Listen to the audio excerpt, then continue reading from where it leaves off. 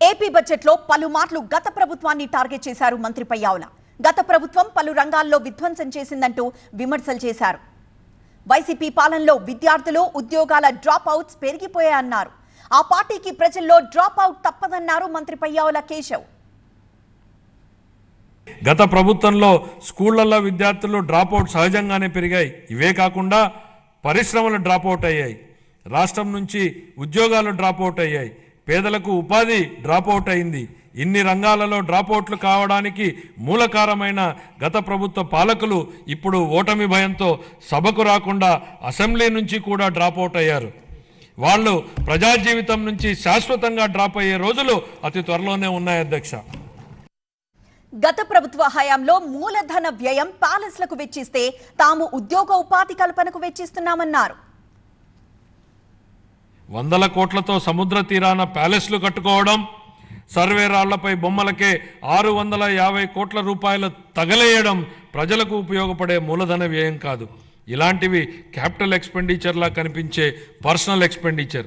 ఇది గత ప్రభుత్వ నిర్వాహకం. హంద్రీనీవా లాంటి ప్రాజెక్టులపై మా ప్రభుత్వం డబ్బులు ఖర్చు పెట్టడం మూలధన వ్యయం.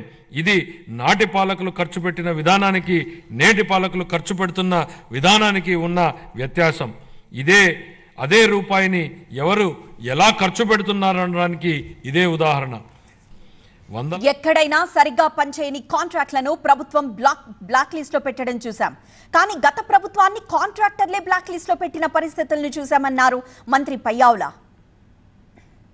చేయడమే తప్ప అప్పులు తీర్చడాన్ని మరిచిన గత ప్రభుత్వం తప్పుడు విధానాలను సరిచేస్తున్నాం. ప్రభుత్వం కాంట్రాక్టర్లను బ్లాక్ లిస్టులో పెట్టడం చూసాం. కానీ గత పాలకుల విధానాల వల్ల ఆంధ్రప్రదేశ్ ప్రభుత్వాన్నే కాంట్రాక్టర్లు బ్లాక్ లిస్టులో పెట్టి పనులు చేయడానికి ముందుకు రాని పరిస్థితి ఏర్పడింది. ఈ పరిస్థితి నుంచి రాష్ట్రాన్ని తప్పించాం. గ్రామాల్లో తాగునీరు, రోడ్ల నిర్మాణంపై గత ప్రభుత్వం కనీస దృష్టి పెట్టలేదని విమర్శించారు మంత్రి పయ్యావుల కేశవ్. గత ప్రభుత్వ విధానాలతో పంచాయతీలు తీవ్రంగా నష్టపోయాయన్నారు. గ్రామీణ ప్రాంతాల అవసరాలను తీర్చాల్సిన గురుతర బాధ్యతను గత ప్రభుత్వం విస్మరించింది. రహదారులు, తాగునీటి వంటి కనీస అవసరాలను పొందడం ప్రజల హక్కు అయినప్పటికీ గత ప్రభుత్వం వీటిపై దృష్టి పెట్టలేదు. స్థానిక సంస్థల నిధులను పక్కదారి పట్టించడం వల్ల మన రాష్ట్ర గ్రామీణ ఆర్థిక వ్యవస్థలపై ఇది ప్రభావం చూపి గ్రామ పంచాయతీల హోదాను దిగజార్చింది. గౌరవనీయ ఉప ముఖ్యమంత్రి శ్రీ పవన్ కళ్యాణ్ గారి మార్గదర్శకంలో ప్రజల జీవన ప్రమాణాలు మెరుగుపరచాలనే లక్ష్యంతో మా ప్రభుత్వం గ్రామీణాభివృద్ధిలో ముందడుగు వేస్తోంది. ఏపీ ప్రభుత్వం ఇప్పటికే 6 లక్షల కోట్లకు వివిధ కంపెనీలతో ఒప్పందాలు కుదుర్చుకుందని, దీని ద్వారా 4 లక్షల ఉద్యోగాలు వస్తాయన్నారు.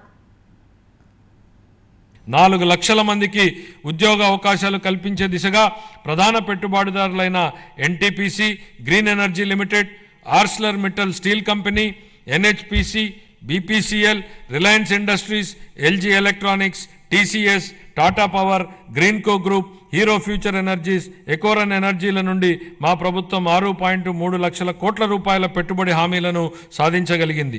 ఈ సందర్భంగా పెట్టుబడుల సాధనలో శ్రీ నారా లోకేష్ గారి గురించి ప్రత్యేకంగా చెప్పాలి అధ్యక్ష. ఆర్సిలర్ మిట్టల్ స్టీల్ కంపెనీ రాష్ట్రానికి వచ్చేలా చేయడంలో ఆయనదే కీలక పాత్ర. అలాగే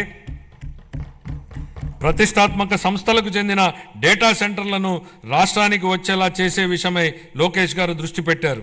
25-26 ఆర్థిక సంవత్సరానికి గాను పరిశ్రమలు మరియు వాణిజ్య శాఖకు 3,156 కోట్ల రూపాయలను కేటాయింపును ప్రతిపాదిస్తున్నాను.